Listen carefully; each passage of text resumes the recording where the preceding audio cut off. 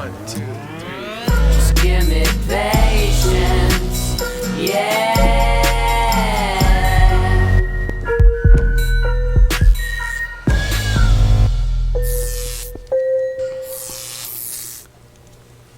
What is up, fam? It's your boy, Z-Dog MD. I am live and direct out of Z Studios, and today, oh my God, you guys are gonna love this because we are fighting the power fist in the air with our special guest today, Dr. Paul Teirstein. Paul, thank you for coming. Thanks for the invite. By way of introduction, Paul is the chief of cardiology at Scripps Clinic in San Diego. Yes. He is the director of interventional cardiology at the same Scripps Clinic. He works with my homie, Eric Topol. In fact, brought Dr. Topol over there. He's my homie too. He's all of our homies in the end. He's like a virtual homie. Great guy. And on top of that, you have what, 26 patents? Bunch of inventions. I try to stay active, stay busy, keep my mind going. Yeah. If I didn't love you so much, I'd hate you for being so awesome. No, you don't have to hate me. Okay. And this is a fantasy for me. Look, I'm in the Z-Dog Studios. You guys should see this. It's really a professional operation. Paul, you need to understand a couple things about us. Okay, first of all, a gangster's life ain't easy. Okay, it's a lot of work and a lot of input. But the reason I'm excited is that you said you don't have to hate me. But there are some people who will not like you because you are fighting the medical industrial complex in terms of recertification and maintenance of certification for physicians. First of all, what is maintenance of certification, and why the hell do you care about it? You're a star. You don't need to worry about this stuff. Well, those are two questions. Yeah. Okay. Well, that's so true. I'm See, he's already, them. All right. I'm already getting schooled. So the maintenance of certification, certification is sort of like grade A beef. You know, you get certified, right? And that's a lot of people who are not doctors don't really understand this. That you get your medical license, and that the state gives you. Yep. And that lets you practice medicine. Certification is by a private board. It's by a group that's just decided they would give certifications. This started in the 1930s. And the idea was to be a distinction above and beyond the usual doctor. That was the initial idea. So that was the initial approach. It wasn't like you can practice with this thing. It's more like, no. All the practicing docs, but this is special. Yeah, you're like a certified doctor. Because a bunch of old guys sitting around a table are like, yay, verily. Well, they came up with criteria, and actually, most of us believe the initial certification process, which means it's not just a test. You got to go through internship and residency, and then you do get certified in internal medicine, and then, or surgery, the same thing, and then you go through your fellowships. There's a whole educational process. That's a good thing. Right. We think that's good, and then the boards, the American boards, provide a test after that. That if you pass, then you're certified by them. But it's really the ACGME, which is a yet a different private board. It's alphabet soup that does the initial certification. Got it. What's changed is that now, particularly in 2014, big change happened in internal medicine where we have to do continuous certification, which is called maintenance. So now the ask is that we write a check every year, and we get online and we do all kinds of modules. A lot of physicians and nurses do this already, do these modules for the hospital. You know, every year you do your annual training. Well, now these are modules, and then you take a test that is either at a testing center, or maybe you'll be able to do it in our offices with security cameras watching us. And you have to study for this test, and you do it. Now they want us to do it about every year or two. So it's a kind of a invasion into our lives. Well, because I remember taking my internal medicine boards, and me and my wife, we both took the boards because we both did internal medicine first, and then she went and became a smarty pants, did radiology after that because she thinks she's smarter than me, because she is. And we went to Hawaii for 2 weeks. We studied for this boards. We learned everything that we had learned in residency and more, and we took the boards. And we felt super accomplished when we got our scores back, when we got certified as board certified internal medicine physician. But then in 2014, I started getting emails from the American Board of Internal Medicine saying, okay, so you now need to enroll in the MOC, Maintenance of Certification course. Right. These are the boxes you need to click. This is how much money you need to pay. These are the constant modules and tests you need to do. And immediately my eyes glazed over. I had no effing idea what I was supposed to do. I had no idea if I was able to practice without this thing, because it turns out I learned insurance companies won't pay you if you aren't board certified. Right. Hospitals won't give you privileges if you aren't board certified. So to stay board certified, I have to take all these tests and continue to do this, going through the hoops. And I have all this free time, Paul, to do this as a doctor. Well, that answers the second question. Why did I get involved in this? Because I'm a good boy. I got those messages, and I just sat down on my computer one day. I had 45 minutes free, and I said, I'm going to just knock this out, like all the other stuff. How did it go? I started screaming at my computer, and my it's just like Epic. Exactly, it's like the Epic. same thing. It's like learning Epic. Where do I click? I said, where am I supposed to click here? I just want to click the right places. I'll give them my credit card and just let me be done with this. But no. It was going to be this clearly is about 20 hours a year of time, and it's a lot of time. Let me rewind that. 20 That's about hours. What the estimation is. And your time is worth more than my time, but both of our time is worth more than Tom's, because Tom is basically a homeless man. But Look, but the idea that they're just wasting our time to do so if it was benefiting, docs, we are not afraid of work, all right? I like to work. I'm working harder on this. You speak for yourself, man. After this, I'm gonna go to bed. I ain't got time for work. Listen, I'm working much harder on trying to stop the MOC process than it would have been if I did the MOC. Just doing the MOC. But you actually care about it. Well, yeah, I like to do meaningful work. You want to make a difference. You want to help people. You don't want to just waste your time. And when you're studying for these tests, what are you studying?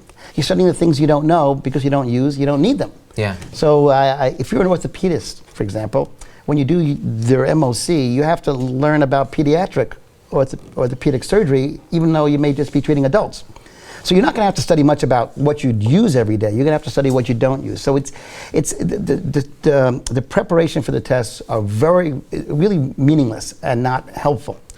So you remind me of myself in the sense that when someone tells me to do something that I find meaningless, that creates busy works, click, click, click, click, click, and it costs money. Like, we don't care about the money so much. We're willing to pay for our license renewals. We're willing to pay for malpractice. We're willing to pay office overhead.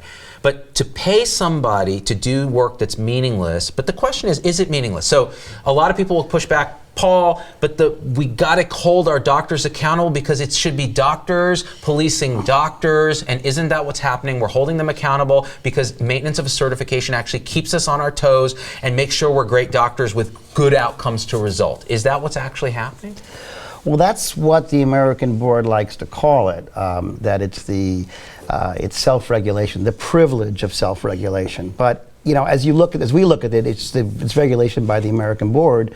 The doctors are not really getting involved. And in fact, when the doctors got involved, as we did with the national board that I started, we came up with our own idea of what we should do to maintain certification. We're okay with the initial certification, but to maintain it, we came up with some things that we thought were meaningful. Like what? First of all, CME, accredited CME is the mainstay. Yeah. We require you to do 50 hours every 2 years. Yeah. And then you have to have a license in good standing, and not everyone does. Yeah.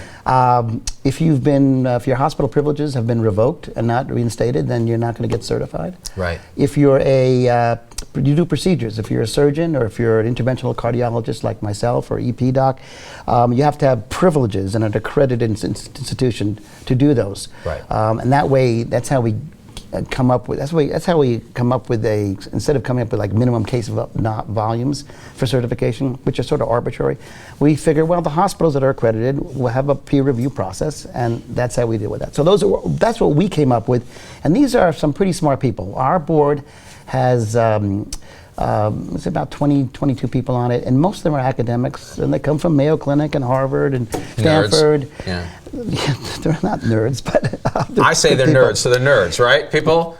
God, I'm so jealous. But we thought hard about what does it really take to stay current? Because we all want to stay current, all right? But so it's doctors who are fairly academic deciding, okay, well, this is how we would want our colleagues to be accredited in a way that we think is meaningful, as opposed to what's happening now. Right. So, truthfully, how do you really measure a doctor's competence? I mean, really, that's hard to do. Yelp. Yeah, okay. Well, Yelp is one thing. And for every genius, there's always somebody who thinks he's an idiot, right? Yeah. I mean, that's how it is. So it is very hard to do this in any way that's accurate. That's going to please everyone. So it's always going to be kind of, this is the best of what we can come up with. Right. And that's how it's going to be. Right. Now, you said something about money. Well, this is interesting, because when I started this, I could care less about the money. I'll write you a check. I don't care. All right? Just go away. Exactly. Yeah. But turns out doctors, they don't really mind writing those checks, but they don't really like it when other doctors are making a lot of money. That really bothers doctors. Wait a minute, so what are you talking about? So what happens is, these little checks we write, $250 a year to enroll in this maintenance and certification per certification. So they give you a little break on the second one and third. I have 3, internal medicine, cardiology, interventional. Nerd. That's going to be like $400 a year, $4,000 for 10 years. Even that's okay, but what bothers me is that you go and look at where the money's going, the not-for-profit, and they're making a lot of money, and they're paying the researchers $500,000 a year. They're paying the CEO $850,000 a year, and that kind of bothers the doctors. Whoa. Yes. This is the not-for-profit. That doesn't mean not for money. Okay. American Board of Internal Medicine, American Medical Specialties Boards, these groups. That's what they get paid. So a lot of the docs and nurses work for hospitals, right, that are not-for-profit. If you want to have some fun, just Google your hospital's name and put the numbers 990 after that. Just Google it. You'll get to something called GuideStar. You may have to log in. It doesn't cost anything. And you can see, you'll scroll down, and you'll see the tax return that your hospital, your not-for-profit, provides every year. And you'll see what your CEO makes, and you'll be shocked. Your CEO is probably making a good 7 figures in your hospital. Now, I think this conversation's over, because I'm going to go apply for the CEO position at the American Board of Internal Medicine, because it sounds like a pretty cush job. It sounds like a good job. Well, so these guys are making a ton of money. They're taking our fees, and they are doing this, but what value are they providing? Well, in my opinion, I think there is some value to the initial certification. Agree. I don't see much value in the whole maintenance and certification process. It seems to me like, it's just checking a box and doing a lot of busy work. But so how many millions of dollars are they making from MOC? So take the American Board of Internal Medicine, that's the biggest one, right? There's 200,000 docs enrolled in that. They have an annual budget of around $60 million, of which 27, in 2014, the last data I have, 27 million came from MOC, and that's before all the grandfathers retired. No, grandfathers, interesting. Okay, wait. So before we talk about the grandpops, I got to process this, $27 million. It's not a bad business. It's a toll booth, basically. So this is why the American Board of Medical Specialties, is that what they're called? That's the overarching, the motherboard. Yes. Be careful.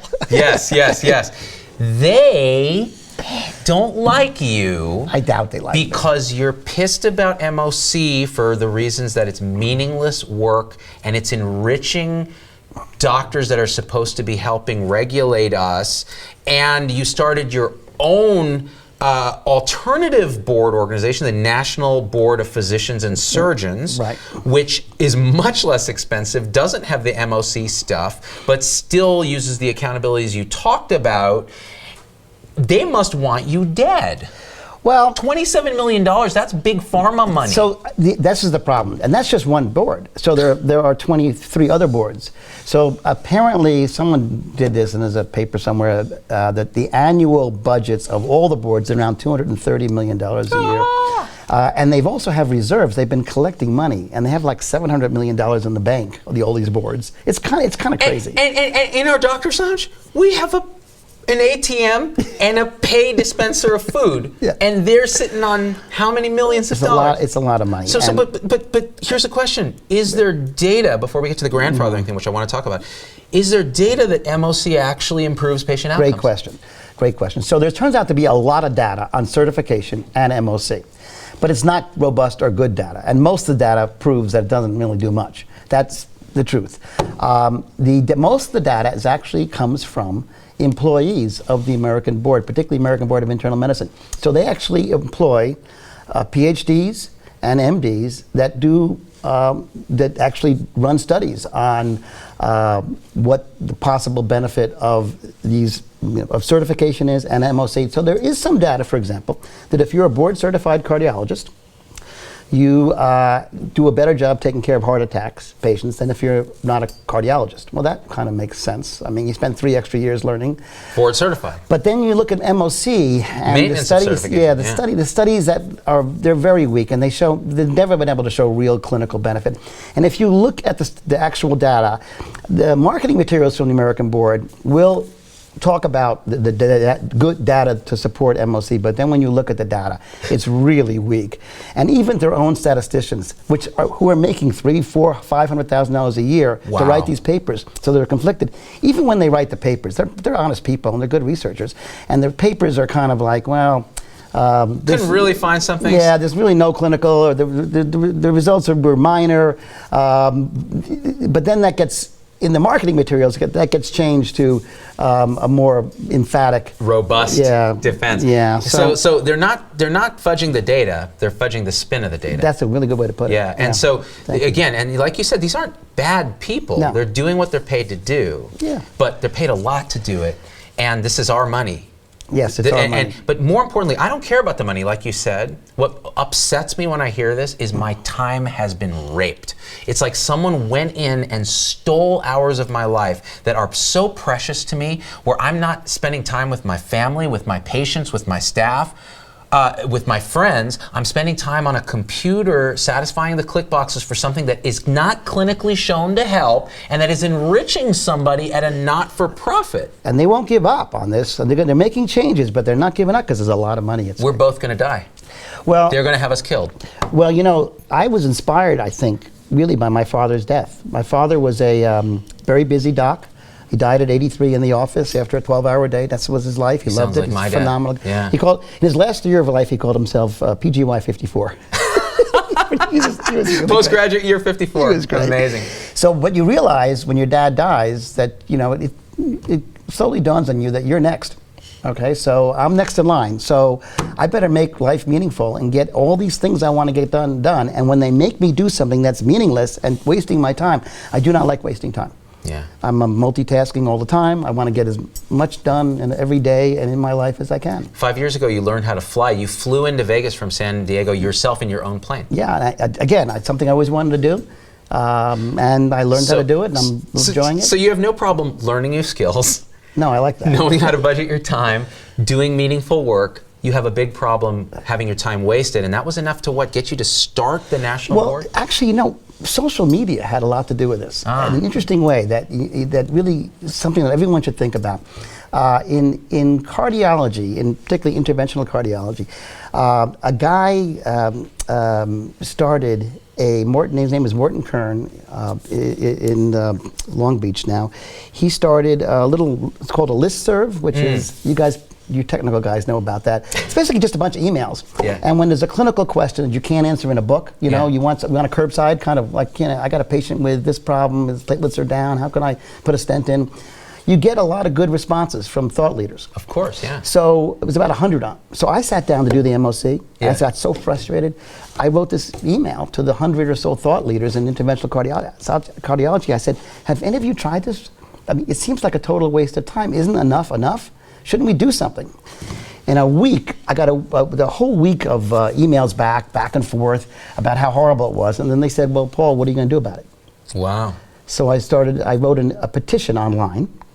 I got 23,000 signatures in like 2 months on this petition to end MOC. 23,000. Yes, and I presented it to Dr. Barron, and they said thanks, but no thanks. Dr. Barron, Dr. Dick Barron, Richard Barron, the CEO of the American Board of Internal Medicine. Yes, and he did not respond.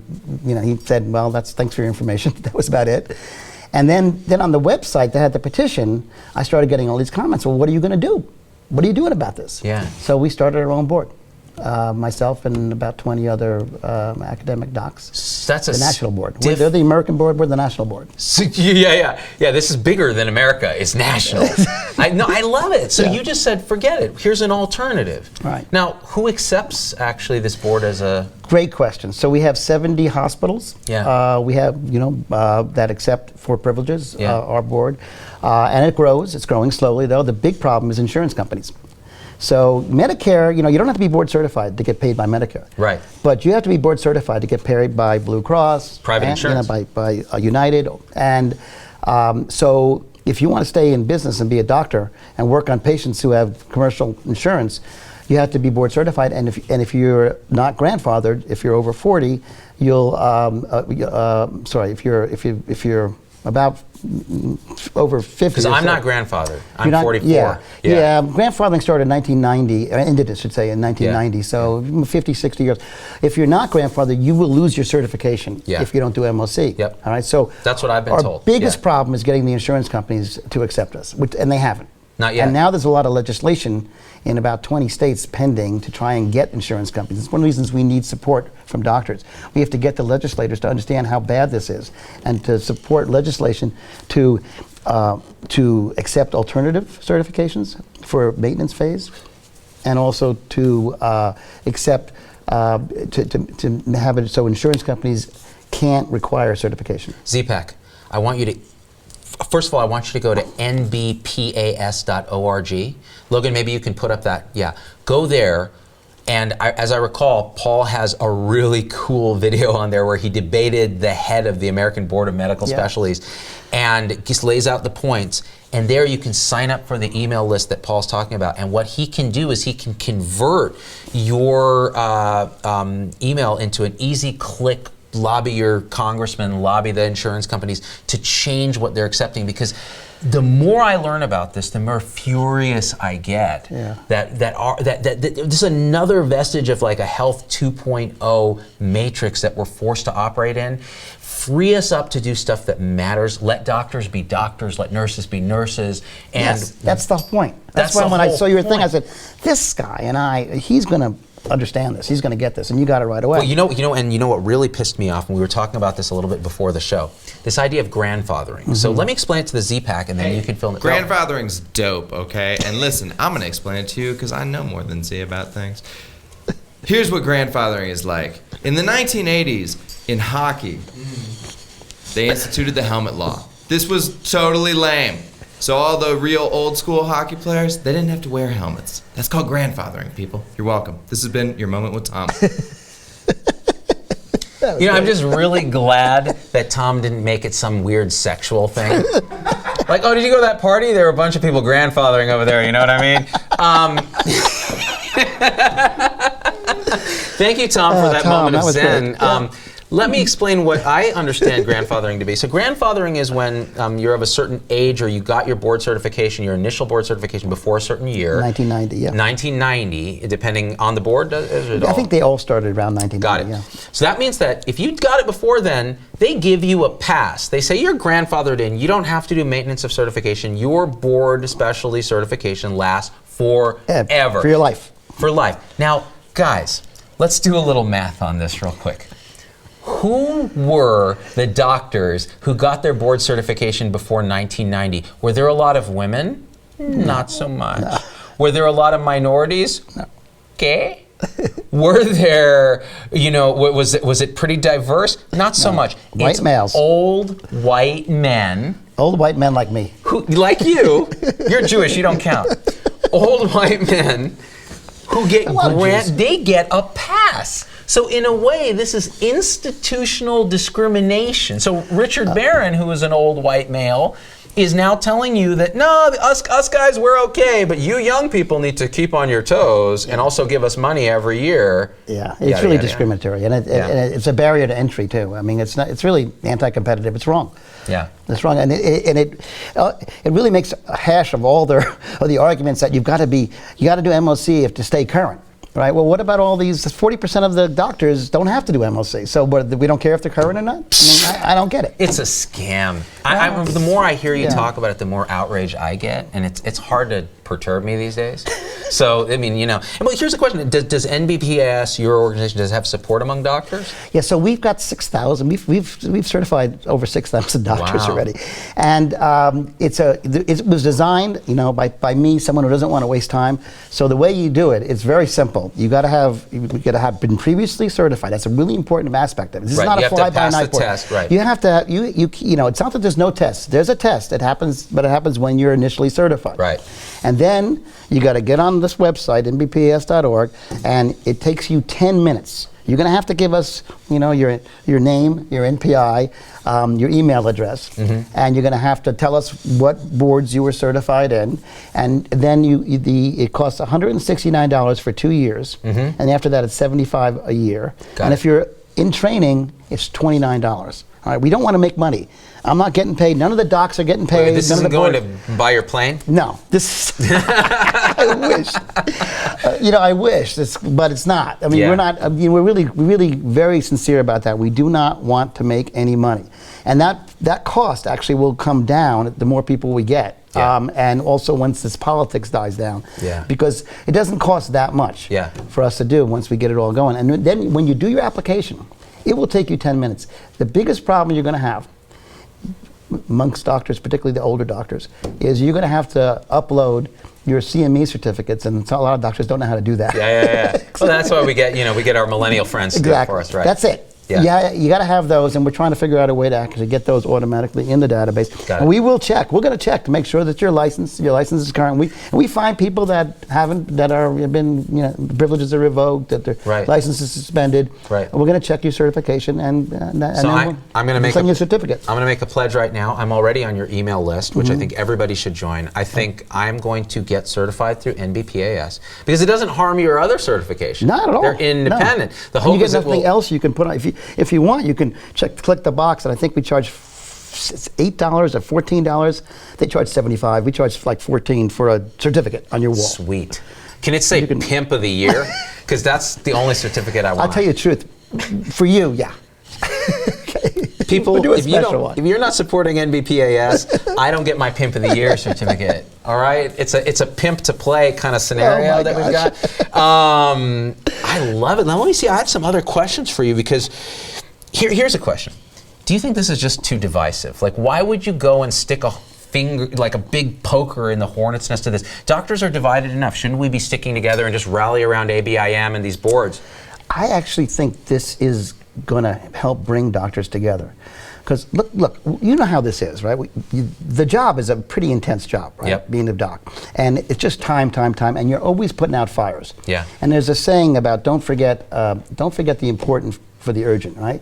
You're putting out fires, but you have no time to actually stop, take a breath, and try to organize yourself and try to do something. And part of the problem the doctors have is we have not really done much to help ourselves or to help our profession because we're so busy.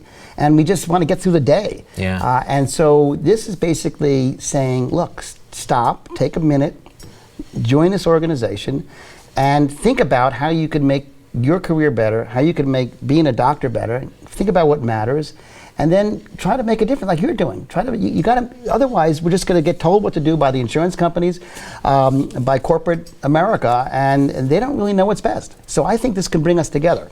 I love it. It's a fight the power moment where we take control back. That's the idea. Of our profession. And you're right, you nailed it.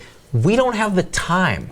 That's why I think a lot of doctors, they watch the show, but they're not going to sit there typing big comments. They're not going to sit there, emailing and doing all of this. They're going to watch and go, yeah, what he said. So the question is, how does what we say actually get actualized into something that makes everyone's life better? And what you're doing with NBPAS is exactly that. And so I want to support you guys. I want the Z-Pack as a call to action to go to nbpas.org, and if you're a doctor, sign up for the list. If you're a nurse, if you're a respiratory therapist, if you're a dietitian, if you're a physical therapist, if you're an occupational therapist, you're a social worker, you can still lend your support. Talk to your doctors about it. Let's get another piece off their plate so they can spend more time being with the team, being with the patients, and being less stressed and pissed off. Do things that make a difference. We want to help people. Right. That's why we're doing this. Right.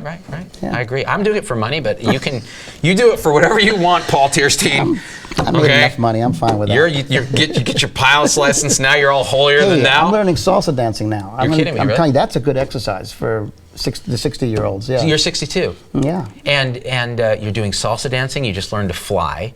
Yeah. You're the chief of I don't wanna- cardiology at Scripps. I don't want to die yet. You do like 1 billion RVUs a year. You're just like. I'm busy. Yeah, You're I have a pretty very productive busy guy. practice on top of this, and that's one of the reasons I think I'm well suited for this. Is why it's sort of working out. Is I'm connected with on the academic level, but I also have a busy clinical referral practice where I get to talk to doctors all over the West Coast who refer me patients every day. I get 5 or 6 referral for procedures, and we talk about these things, and I know what's on their mind. Yeah. I know what's bothering them. So you have your finger on Yeah. the pulse of what people are thinking. I'll tell you, I'm just hoping that, because I'm supposed to recert in 2022 if I do the 10-year recert for, because I haven't been doing MOC.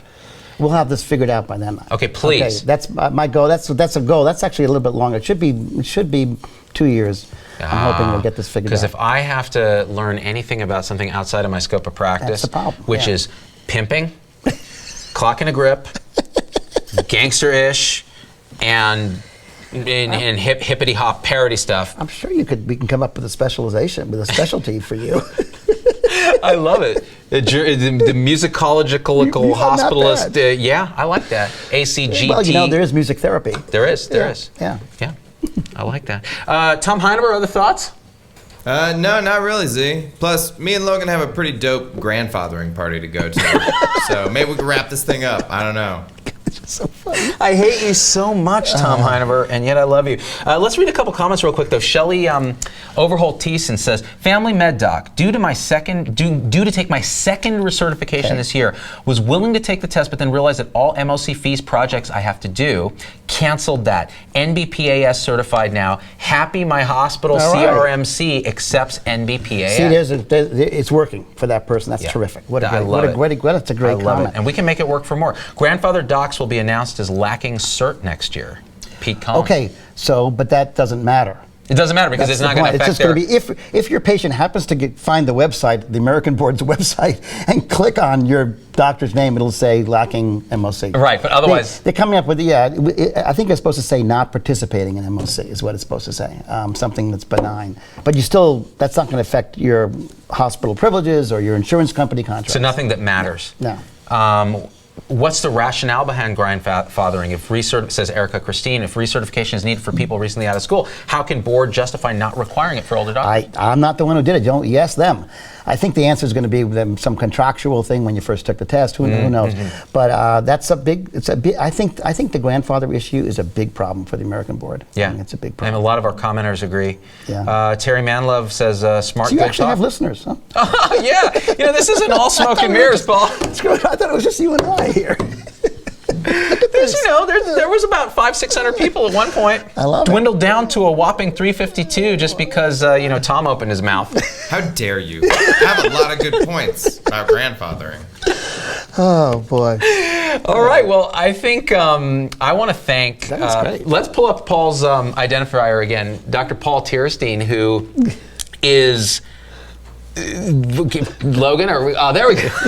There it is. Paul Teirstein, MD, diplomate. So this is diplomate. It's not a diplomat. That would be if I worked for the State Department. Got it. You're a diplomate of the National Board of Physicians and Surgeons, Chief of Cardiology at Scripps Clinic. Show the logo for the NBPAS, Logan, because look at that. Go. You got a nice font. It's angry Not bad. red. We have full-time employees. It's amazing. We pay like health benefits now. What? Yes. So it's like a real company. It's too bad I'm not making any money on it. I know. Z-Pack, listen to this. It all starts like this. Paul's like, we're going to overthrow the old boss. New boss, same as the old boss. Within like 5 years, the fees have gone up to $1,000. No, people have asked that. Yeah. I guarantee you that will not happen. All right. And we've had people say, well, you're going to be just as bad as them. And I say, you know what? If we're bad as them, you could start your own organization. Come up with the National Board of Pediatric Associate. Yeah. I mean, ding-dongs. How can competition be a bad thing? Exactly. Yeah. That's well put. Paul, your organization actually reminds me a lot of the United States Football League, which was a spring football league, for those who don't know. Sorry I'm speaking in sports metaphors today, but it's Super Bowl Sunday weekend, you know what I'm saying? Anyway. Well, JCO, by the way, there's a metaphor for hospitals like that as well, which was JCO, the Joint Commission. Yeah, oh yeah. And that was the only game in town. That's, again, a private organization. Yep. That was the only game in town that was to accredit hospitals, and now that's changed about 2 years ago. Now there's 4 of them. Oh, so now we have more people to hate. We're trying to get competition is good because when we used to have spring football, it brought up the player salaries for everybody, and we got football in the spring and the fall. It was amazing. You know what I'm saying? Well, that's I have no idea what you're saying. concept of how this country works, right? We like competition. Yeah, competition is good. Tom Heineber's better. No one can compete with you, though. It's hard being perfect, Paul. Yeah, I know. You've experienced Perfect pitch. oh yeah, with my homie. Have you met my homie Auto-Tune? He's my boy. He keeps it real. Tom Heineber, take us out with the words of wisdom. Z's pretty dope, you guys. His grandfathering techniques are second to none. I've seen him at the parties. Anyway. You know what? I'm so dope they call me Uncle Sam because of the white hairs. We out. Oh. Just give me patience. Yeah. Grandfathering. Try it.